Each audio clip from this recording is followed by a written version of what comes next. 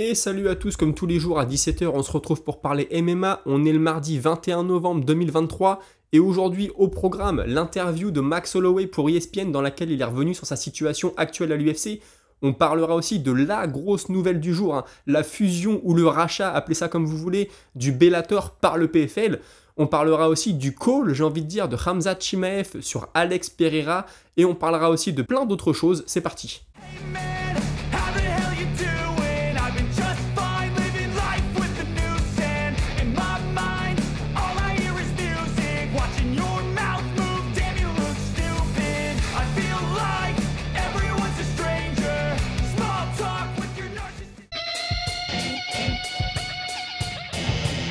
Et on commence avec l'interview de Max Holloway pour ESPN. Il est revenu sur sa situation actuelle chez les poids plumes de l'UFC et il explique que pour lui, rien ne fait sens à part un title shot.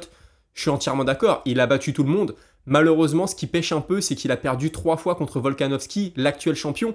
Alors il dit voilà, si Topuria gagne, je pense que c'est plus simple pour moi d'accéder au titre. C'est vrai, mais attention parce que Volkanovski pourrait avoir un rematch immédiat. Et il explique aussi que lui, ce qui lui donne vraiment envie, c'est d'aller combattre Volkanovski, mais qu'avec 3 défaites dans le sac à dos, c'est forcément un peu plus compliqué. Mais il a envie de venger ça. Il explique aussi qu'en attendant que tout ça se fasse, il aimerait combattre à l'UFC 300 et pourquoi pas pour la BMF, donc affronter Justin Gaethje. Et il explique voilà, Justin Gaethje là, il va être de côté pendant un moment parce qu'on lui a promis le prochain title shot, ce qu'il mérite. Il dit mais maintenant le truc c'est que là Makhachev il va combattre, ensuite va y avoir le Ramadan et puis donc ça fait un combat pas avant le mois d'octobre-novembre. Donc ça fait très long pour Justin Gaethje, ça commence déjà à faire un petit moment qu'il a combattu. Donc s'il veut m'affronter moi en attendant, moi je suis partant. Il dit après moi Gaethje c'est un gars que j'aime beaucoup. Déjà depuis avant l'UFC, avant qu'il ait eu une grosse carrière, avant qu'il ait eu de l'argent, on s'était rencontrés parce que j'avais été combattre dans sa ville et puis le gars qui devait nous conduire à droite à gauche n'est pas venu, du coup c'est Justin Gaethje qui nous a beaucoup aidé et il dit à l'époque il avait rien et c'est limite s'il vivait pas dans sa voiture avec ses chiens, il avait pas d'argent, rien du tout et pourtant il avait été super serviable, il nous avait emmené à droite à gauche, donc moi je le respecte beaucoup, c'est un gars que j'adore. Je sais que lui a dit dans une interview qu'il ne voulait pas m'affronter, mais allez vas-y Justin, on peut se la faire au moins pour les fans. C'est vrai que ce serait un super combat.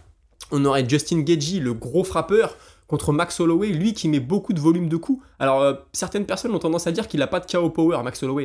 Et il a quand même claqué quelques KO. Moi, je suis pas d'accord, mais c'est vrai que dans son style, tu le vois pas mettre un KO sur une frappe. Tu le vois plutôt noyer son adversaire sous une pluie de coups et puis remporter le combat par la suite par KO, pourquoi pas. Donc, l'opposition de style serait intéressante, surtout que ça se passerait debout, je pense. Pour l'UFC 300, ça ferait une superbe affiche, même si c'est pas le main event, ça peut être un co-main event avec la BMF. Alors la BMF à la base c'était une ceinture en chocolat, j'ai envie de dire, créée à l'occasion du combat Ned Diaz contre Masvidal, je le rappelle. Puis maintenant il y a de plus en plus de mecs qui en parlent, ils ont compris que c'était un sacré coup de promo.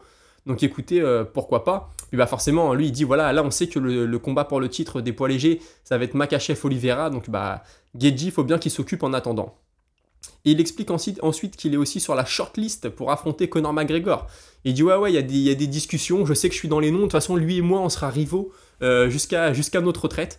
C'est pas faux, il y avait eu ce premier combat que Max Holloway avait perdu, vraiment c'était les débuts de Max Holloway, les débuts de Conor McGregor aussi. Pourquoi pas un rematch? On sait que McGregor en a déjà parlé. Faudrait que Max Holloway monte en poids léger, bon ça c'est faisable, il l'a déjà fait, mais je vois pas Conor McGregor redescendre en poids plume, ça me semble très très compliqué, mais je pense que pour un combat contre Conor, Max Holloway ça le dérangerait pas de monter en léger, voire même en poids welter. Il a aussi expliqué qu'en 2024 il aimerait être beaucoup plus actif avec 3 combats. Il dit ouais j'en cible un, l'UFC 300 ou mars-avril, un autre en juillet à l'International Fight Week et puis un en octobre. C'est vrai que Max Holloway avec le nom qu'il a, UFC 300, International Fight Week, c'est toujours des gros événements. Moi je serais content de le voir ici, puis pourquoi pas après octobre-novembre, pourquoi pas l'événement à New York qui ferait une superbe année. Et écoutez, il explique qu'ensuite, en décembre, il a des projets personnels, donc il pourrait pas trop combattre. Alors on lui dit ouais, est-ce que tu vas faire un deuxième enfant? Et il dit ah, je peux rien dire, mais pourquoi pas. Donc écoutez, on lui souhaite le meilleur. C'est vrai que Max Holloway, il est vraiment dans une situation, j'en parle souvent, où malheureusement ça bloque que par le champion, parce que tous les contenders, on lui met, il les bat. Il y a même des gars qui ont eu leur chance au titre alors qu'il les avait battus, je pense à Rodriguez. Donc situation compliquée, moi je pensais peut-être qu'il allait faire ce qu'il faut pour monter chez les poids légers, faire une vraie prise de poids, etc. Là voilà, il dit que s'il monte, c'est surtout pour prendre Justin Gaethje. Je sais pas du tout, mais en tout cas, moi, s'il combat Topuria, je regarde. S'il combat Volkanovski, je regarde. S'il combat Gaethje, je regarde. Il y a que des choses très très intéressantes pour lui. Et il a aussi expliqué qu'il était tout proche de combattre Topuria au mois de janvier-février, mais il dit puisque Volkanovski a voulu revenir, il a eu le combat. Il dit moi je fais confiance à Volkanovski, s'il veut revenir, il est dans une équipe super sérieuse, ses coachs sont très sérieux, donc s'il dit qu'il veut revenir, écoutez, il mérite de revenir, et je pense que ça va bien se passer pour lui. Donc il rentre un peu dans le débat, hein. Est-ce que Volkanovski revient trop tôt ou pas? Écoutez, on n'est pas dans ses chaussures, donc on ne peut pas vraiment savoir. Écoutez, c'est le moment d'attaquer le deuxième, l'énorme dossier du jour, hein, la fusion, le rachat, je ne sais pas comment on peut appeler ça, entre le PFL et le Bellator. Alors voilà, le boss du PFL s'est exprimé chez Ariel Helwani. Il y était déjà allé il y a 2 ou 3 semaines, on en avait parlé, et là il est revenu en studio cette fois-ci avec la grosse nouvelle. Alors voilà, il explique que l'objectif quand il a créé le PFL, c'était d'en faire la deuxième organisation juste derrière l'UFC. Il dit écoutez, maintenant c'est fait. Maintenant nous sommes la deuxième organisation derrière l'UFC. Et le but maintenant, c'est de devenir co-leader, d'être aussi gros que l'UFC. Voilà, il explique que 30% de leur roster fait partie des 25 meilleurs combattants au monde, tout comme l'UFC. Donc il est très fier de ça, hein. Il s'est hissé au niveau de l'UFC pour ça. Il dit par contre maintenant, voilà, c'est vrai que le top 5 mondial est à l'UFC, donc à nous de travailler pour faire grossir ça.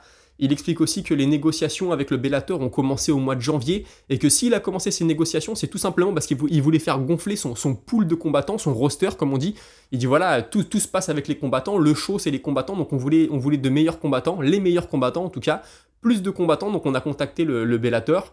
La négociation a été très lente forcément parce que c'est pas quelque chose qui se fait en 5 minutes. Il explique que l'actionnaire majoritaire Paramount du Bellator a décidé de vendre parce qu'en fait c'était un plan marketing, c'était leur business, c'était plus la priorité le Bellator, donc fallait vendre. Il dit par contre il reste actionnaire minoritaire, mais il reste quand même actionnaire de la société. Il explique aussi que le deal s'est fait samedi après-midi, hein, donc juste après le Bellator 301. Il a dit que le but c'était de réimaginer le Bellator. Il y aura toujours une section Bellator et une section PFL. Il dit voilà, on va faire 8 événements par an qui seront sous la bannière Bellator. Alors le nom, je voudrais pas dire de bêtises, mais je crois que ça va être le Bellator Fight... Bellator Championship Series, un truc comme ça. Ça va être quelque chose du genre. Donc écoutez, pourquoi pas. Il dit que parmi ces 8 événements par an du Bellator, il y en aura 6 ou 7 qui seront hors États-Unis. Voilà, il veut vraiment exporter la marque, alors que par contre, pour ce qui est du PFL, eux, ça va être beaucoup plus sur le sol américain. Et il explique aussi que le but de garder deux organisations différentes, c'est que le PFL, ça va rester la saison régulière, ça va rester le tournoi, j'ai envie de dire, avec 4 combats par an, alors que le Bellator, ça va plutôt être pour des combattants qui veulent combattre seulement 2 fois l'année. Il y aura une ceinture au Bellator, il y aura une ceinture au PFL, il y aura sûrement des combats parfois entre les vainqueurs, les champions du Bellator et les champions du PFL, mais voilà. En gros, si je devais résumer ça, le Bellator, ça va tourner un peu comme l'UFC, c'est-à-dire un classement mais qui vaut ce qu'il vaut, alors que le PFL, ça va être la saison, il faut que tu gagnes tes saisons régulières, tes playoffs et tu deviens champion. Il explique que c'est très bien pour certains combattants comme Anthony Pettis. Il dit voilà, Anthony Pettis, il a déjà un nom, il est sur la fin de sa carrière, lui il veut combattre que 2 fois l'année, ça ne l'intéresse pas forcément d'aller faire une saison régulière, etc. Donc lui, c'est parfait pour lui d'aller combattre au Bellator.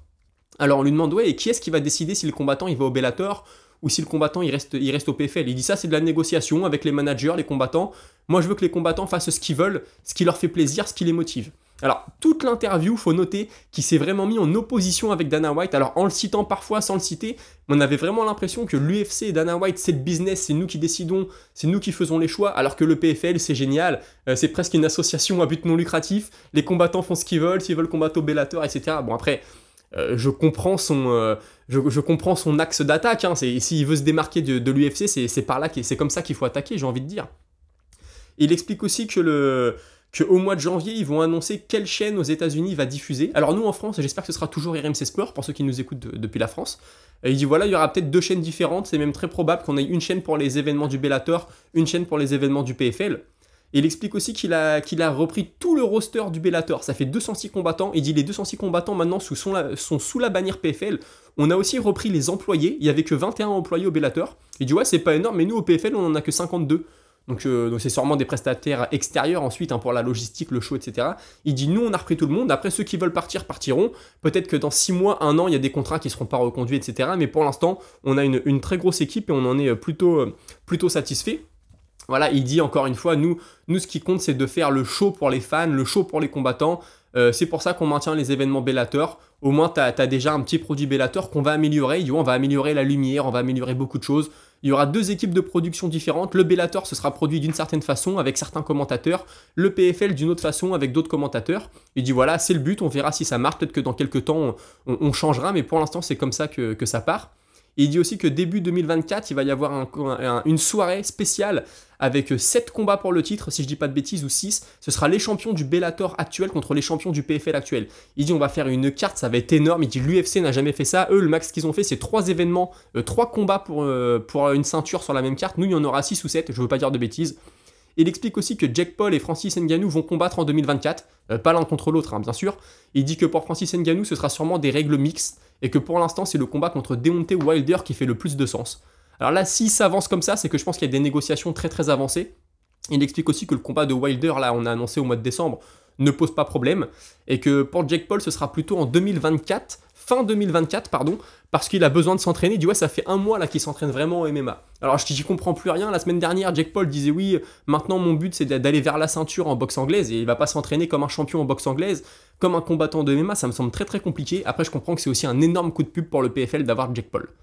Il explique aussi que Ned Diaz est très énervé par les déclarations qui ont été faites la semaine dernière dans la presse, comme quoi Ned Diaz se cache, ne répond pas, on lui aurait offert entre 10 et 15 millions de dollars et il ne répond pas à Jake Paul. Il dit ouais, Ned Diaz l'a très mal pris, sa team l'a très mal pris, mais moi c'est une offre qui court toujours. Si Ned Diaz veut y répondre, il est le bienvenu, j'ai envie de l'avoir combattre chez nous. Il explique aussi qu'il va sûrement y avoir un combat entre Kayla Harrison et Chris Cyborg. Il dit moi c'est un combat de rêve, tout le monde en parle, maintenant on peut le faire parce que les deux sont sous la même bannière. Concernant la tenue des combattants, Ariel Helwani lui dit ouais, moi je trouve ça un peu dommage le PFL, moi j'aime bien quand les mecs ont vraiment leur identité, leur propre short, leur propre bannière, etc. Il dit ouais, mais nous c'est un peu différent, le PFL ça va rester comme ça, il y aura un uniforme. Par contre au Bellator, les mecs pourront venir comme ils veulent avec leurs sponsors, leurs shorts, leurs t-shirts, etc. Il explique aussi que les règles seront un peu différentes. Il parle des coups de coude notamment. Il dit ouais, au Bellator il y aura les coups de coude parce que les mecs combattent 1 à 2 fois l'année, mais par contre au PFL avec la saison régulière tu fais 4 combats par an. Moi je suis pas trop pour les coups de coude parce que ça peut faire des blessures à long terme. Il n'a pas forcément tort. Après, le MMA a toujours été avec les coudes, alors ça fait partie du charme.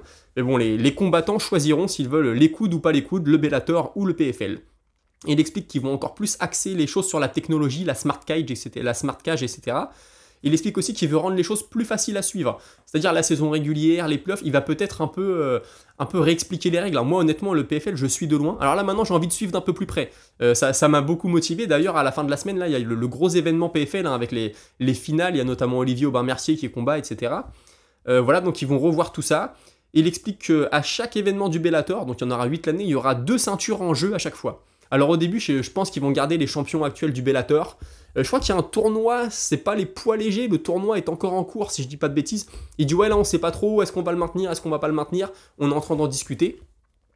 Voilà, il explique aussi que Dana White pendant des années n'a pas parlé du PFL. Il dit ouais ça fait 4 ans que le mec ne parle pas de nous, et là ça fait 6 mois que récemment il nous cite. Moi je le prends comme un compliment, parce que ça veut dire qu'on fait de très bonnes choses. C'est pas forcément faux. Et il explique aussi qu'eux, ils feront sûrement 2 pay-per-view par an. Les pay-per-view seront moins chers que ceux de l'UFC. Alors il explique que ça, c'est pas eux qui choisissent, c'est le diffuseur. Il dit ouais, quand tu diffuses sur ESPN, et bah, c'est ESPN qui décide du prix du pay-per-view. Et je crois que l'UFC, c'est 80 $. Eux, ça va être à 50 $. Il dit ouais, c'est normal, on a un produit qui est un petit peu en dessous. Mais il fait une comparaison assez intéressante. Il dit ouais, l'UFC, si c'était la NFL, nous, on n'était pas la sous-ligue. Alors je crois que la sous-ligue de football américain aux États-Unis, c'est le XFL. Mais voilà, vous voyez, c'est pour dire, c'est pas comme si eux c'était la Ligue 1 et nous la Ligue 2, pour faire une parenthèse avec le foot. Et il dit non, là on veut vraiment être co-leader, on est juste derrière eux, puis on a envie de se hisser à leur hauteur. Et il explique aussi que le but, c'est de faire du PFL, la Champions League du MMA. Il dit voilà, il va toujours y avoir le PFL Europe, le PFL Afrique, là on va commencer le PFL Middle East.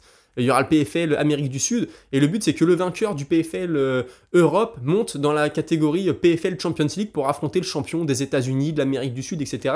Et dit je pense que là on a vraiment quelque chose de très très intéressant à faire, et ça va vraiment fasciner les gens. Ça, c'est pas faux. Mais si tu arrives à bien expliquer ça aux gens, à bien vendre ton produit, ça va prendre. Par contre, si c'est pas bien expliqué, je pense que ça va partir dans tous les sens. Tu sais, les gens qui suivent pas de près, ouais, j'ai regardé le PFL, mais c'était Europe, est-ce que c'est le PFL États-Unis? Pareil. Faut vraiment que les règles soient bien expliquées. Faut un bon coup marketing, à mon avis, pour réussir ça. Et puis forcément, on lui dit, mais il y a 7 ans, tu connaissais rien au MMA. Et aujourd'hui, on a l'impression que t'es pas le boss, mais presque, quoi. T'es tout là-haut, t'es quasiment en train de rattraper Dana White. Il dit, bah tu sais, moi je suis un passionné de business. Moi, ma passion, c'est de créer des choses, de créer des entreprises, de faire de l'investissement. Je me donne à fond. Et puis bah, aujourd'hui, ça a payé avec le PFL. Et puis sinon, pour conclure là-dessus, il explique que le début de la saison régulière du PFL 2024 sera au mois d'avril, et que le premier événement du Bellator, maintenant sous bannière PFL, aura très très certainement lieu au mois de mars. Donc écoutez, c'est un gros morceau. Très honnêtement, moi je vous l'avais dit, je regarde pas trop le PFL et le Bellator, seulement les gros combats. Mais si je fais ça, c'est parce que surtout par manque de temps, ça prend énormément de temps de regarder les combats. Moi quand je regarde le combat, je le regarde pas en accéléré, je regarde tout, hein, les phases de debout, les phases de sol. Enfin voilà, ça me prend mes 15 minutes plus les minutes de repos, 25 minutes pour les combats de championnat. Mais là, vraiment, j'ai envie de m'y coller. Là, vendredi, il y a un super événement. Pourquoi pas commencer là-dedans? Puis en plus, ce vendredi, ça va clore le chapitre PFL en tant que PFL solo, j'ai envie de dire. Puis ensuite, ce sera PFL Bellator, même si ce sera sous la bannière Bellator. Donc voilà ce qu'il faut retenir de ça rapidement. Il y aura toujours des événements Bellator. Ça va fonctionner un peu comme l'UFC. Vous voyez, pas de tournoi, un champion, puis des contenders qui arrivent les uns après les autres. Et puis il y aura le PFL à côté avec la saison régulière, les playoffs, comme ce qu'on connaît maintenant. Et puis voilà, écoutez, ça va être très intéressant à suivre. Les combattants, peut-être champion PFL, champion Bellator, s'affronteront dans la suite. Là, va y avoir l'événement, je vous ai dit, l'année prochaine, Bellator contre PFL, mais c'est avec les champions actuels. Et puis ensuite, est-ce qu'en 2025, il y aura parfois des crosses, le gars qui a gagné la saison régulière du PFL va aller affronter le gars qui a la ceinture au Bellator? Je sais pas, mais ça, franchement, ils peuvent faire quelque chose de très intéressant. Moi, ils ont réussi à avoir mon intérêt là-dessus. Écoutez, on va passer un petit peu à autre chose et je vais vous parler de Sean Brady. Son dernier combat, ça date d'octobre 2022, donc il y a un an, c'était sur la carte d'Abu Dhabi, la même carte que Oliveira Makhachev. Et donc voilà, il explique que sur cette carte-là, il a perdu contre Bilal Mohamed. Il dit ouais, c'est vraiment, j'ai perdu ce combat-là, si on combat 10 fois, je le bats 9 fois, et là c'est la fois où il m'a battu. Moi j'aimerais vraiment continuer, je vais continuer à gagner, je vais le rencontrer de nouveau. Alors écoutez, le problème c'est que Brady il n'a pas recombattu depuis ça. Bilal Mohamed il a recombattu une fois, il a battu Gilbert Burns, c'était au mois de mai si je dis pas de bêtises. Donc là, Sean Brady il peut pas avoir son rematch tout de suite. Maintenant, ce que je comprends c'est que Bilal Mohamed il est dans une situation très compliquée. Parce que Leon Edwards va combattre Covington, est-ce que le vainqueur va vouloir monter? Est-ce que lui il va se faire griller la priorité par quelqu'un d'autre? On sait pas trop ce que ça va donner, il est dans une sale situation, Bilal Mohamed. Alors Sean Brady il se dit peut-être, bah écoute, moi je tente ma chance, je fais le call comme on dit, hein, je jette l'hameçon, est-ce que ça va mordre? On sait pas. C'est pas bête de sa part, imaginez que l'UFC lui donne le rematch. Bilal Mohamed aura tout à perdre, et lui Sean Brady il aura tout à gagner, parce que s'il bat Bilal Mohamed, tout de suite il est dans la conversation pour le titre. Donc c'est pas bête de sa part, je trouve que c'est un petit peu optimiste, mais écoutez, l'avenir lui donnera peut-être raison. Ensuite, on a Khamzat Chimaev qui demande à affronter Pereira. Alors, je rappelle que Chimaev, jusqu'à maintenant, il combattait en poids welter. Là, il est monté en poids moyen et il semblerait qu'il va avoir son title shot. Hein. Et maintenant, il voudrait prendre Pereira qui est dans la catégorie lourd léger. Alors, c'est un peu bizarre. Moi, je lui dirais déjà, prends la ceinture chez les poids moyens et puis on verra après. Maintenant, est-ce que ça fait pas partie du personnage aussi, hein, de toujours vouloir plus, toujours charrier, toujours, voilà, il veut pas qu'on l'oublie. Voilà, il est blessé, il peut pas combattre, mais il veut pas qu'on l'oublie. Après, c'est sûr qu'un combat contre Pereira, c'est un peu le meilleur des scénarios pour lui, parce qu'on sait que la lutte de Pereira est très très limitée. Donc est-ce qu'il pourrait arriver, mettre un takedown à Pereira et le finaliser? Sûrement. Faudrait pas se faire toucher. Faudrait peut-être pas que le combat traîne trop non plus, parce qu'on a vu que le cardio de Chimaev, c'est un peu léger, même si certains me disent que c'est pas le cardio, c'est juste qu'il a du mal à gérer son effort. C'est possible, hein, mais bon, le fait est qu'il a un peu de mal de ce côté-là. Donc écoutez, moi je pense pas que ça va avoir lieu, je pense qu'il va plutôt avoir sa chance au poids moyen. Mais je voulais quand même en parler. Puisqu'on parlait de Bellator, de fusion Bellator PFL, sachez qu'il y a la Hitman Fight League, ligue que je ne connaissais pas du tout. Alors je pense que Liam Batko, le combattant du ONE FC, doit avoir des parts là-dedans parce que c'est lui qui fait un post sur les réseaux sociaux. Il explique qu'il va y avoir une soirée avec 2 tournois, donc des tournois avec 4 combattants, et que le gagnant de chaque tournoi aura sa chance pour un événement du ONE FC au Lumpini Stadium. Donc ça va être des événements de boxe thaï. Donc vous voyez, le Hitman Fight League, moi je connaissais pas du tout. Il dit voilà, ça va être du Muay Thai avec des gants de MMA, donc des gants de 4-11 comme on dit. Et puis il dit non seulement le vainqueur va remporter les 5000 livres, mais en plus il aura sa chance d'aller combattre au ONE FC au Lumpini. Alors là on voit que c'est une petite ligue, hein, parce que 5000 $ pour le vainqueur, c'est pas le Glory, c'est pas le ONE FC, mais ça va donner de l'intérêt au truc de savoir que le gars qui va gagner le tournoi, déjà les tournois en une soirée, moi j'adore. J'aime bien quand t'as un tournoi sur une soirée, parce que tu vois les demi-finales, tu vois la finale. À l'époque le K1 c'était génial pour ça. Mais voilà, donc tu te dis, le gagnant, il va aller au ONE FC, donc ça va donner de l'intérêt. Vas-y, je vais regarder ça, puis comme ça, je regarderai l'événement au ONE FC, puis on va voir si le gars, il a réussi à se faire sa route jusqu'au titre. Ça donne de l'intérêt, il y a un petit narratif que j'aime beaucoup. Ensuite, on a Max Griffin, je sais pas si vous vous souvenez de lui, combattant UFC, qui a donné une interview dans le podcast de Mike Perry. Et on lui dit, ouais, est-ce que toi t'aimerais aller faire du barnacle? Et il dit, ah, franchement, il y a quelques années, je t'aurais dit non parce que je veux pas m'abîmer le visage. Mais aujourd'hui, ça change un petit peu. Bon, pourquoi pas, mais par contre, je préférerais aller faire plutôt de l'anglaise avec des gants de MMA. Donc, il y a ce côté, j'ai envie d'y aller parce que j'ai envie de prendre de l'argent, mais j'ai pas non plus envie de me faire détruire le visage, ce que je peux comprendre. Peut-être de me casser les mains, de me casser les doigts, de me faire des grosses blessures. Donc voilà, je voulais souligner parce que Mac Griffin, ça fait un moment qu'on en avait entendu parler. Donc si vous le voyez excusez-moi, au Barnacle, ne soyez pas étonnés. Et écoutez, on a fait le tour de l'actu pour aujourd'hui, on passe à la minute auditeur. Alors tout d'abord, je voudrais faire un mea culpa, j'ai envie de dire, j'ai fait une erreur hier en parlant de l'UFC Vegas 82, l'UFC du week-end dernier. J'ai dit que Matthews s'était imposé contre Morales. Mais bon, je pense que vous avez compris, hein, c'est Jordan qui me fait remarquer, mais il a raison, j'avais pas fait attention en montant l'émission. Je dis que Matthews a fait un mauvais combat, et puis je dis il a fini par s'imposer. En fait, il s'est incliné, c'est Morales qui a gagné, bien sûr. Voilà, je disais pour ceux qui n'étaient pas là que Matthews aurait dû faire parler son expérience, peut-être son JJB, qu'il a un peu tombé dans le piège de rester debout face à Morales. Et je félicitais Morales, maintenant il est à 16-0, donc bien sûr c'est Morales qui a gagné à la décision et pas Jake Matthews. Ensuite, on va passer avec Marco Potel qui dit quelque chose d'intéressant concernant Dustin Poirier. Il me dit, ouais, moi je pense qu'il devrait prendre un mec dans le top 10.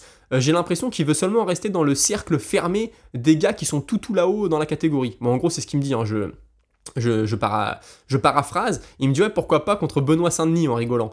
Alors, je l'avais dit la semaine dernière, on lui avait proposé dans les coulisses, et RMC a demandé à Poirier à New York, ouais, ça te dirait un combat contre Benoît Saint-Denis? Il dit, ouais, il doit encore faire ses preuves. Il a pas tort, c'est vrai qu'il est un petit peu loin, Benoît Saint-Denis. Il est peut-être à un combat de se prendre Dustin Poirier, je dirais. Mais maintenant, t'as raison, tu me dis, ouais, Gaethje, lui, par exemple, il a pris Fiziev. Et moi, j'étais content quand Gaethje a pris Fiziev parce que j'avais l'impression qu'il y avait un cercle fermé tout là-haut. Makhachev, Oliveira, Poirier, Gaethje, un peu les anciens. Et puis t'avais les nouveaux, les Gamrot, les Fiziev, les mecs comme ça, les Tsaroukian, et eux, bah, ils se combattaient entre eux. Et c'est vrai que Dustin Poirier, moi, je serais content qu'il prenne par exemple Gamrot. Je pense que ce serait un bon combat parce que Gamrot est encore dans la conversation. Ou peut-être que Poirier pourrait prendre le gagnant de Tsaroukian, Dariush, à l'UFC 300. Là, ils vont combattre le 2 décembre, ils peuvent être remis pour le mois d'avril. Je sais pas, mais moi je suis d'accord avec toi, je pense qu'il faut pas qu'il attende le... Je comprends qu'il veuille attendre le gros combat, peut-être un rematch contre Gaethje, prendre un Conor encore une fois, tout ça, mais il vient de perdre par KO, donc ce serait peut-être mieux pour lui de prendre... Déjà, s'il prend Gamrot, je veux dire, une victoire contre Gamrot, t'es dans la discussion pour le titre, y a pas à dire. Donc je suis entièrement d'accord avec Marco Potel. Écoutez, on arrive au bout de l'émission, ça aurait été une bonne émission, hier c'était un peu court, aujourd'hui il y en avait beaucoup. Demain on parlera de Drew Dober notamment, qui a raconté quelques anecdotes de combattants, et puis de plein d'autres choses. Écoutez, je vous souhaite une bonne soirée, n'hésitez pas à vous abonner, à commenter, moi je vous réponds dans la minute auditeur, ainsi qu'à l'écrit. Allez, bonne soirée, salut!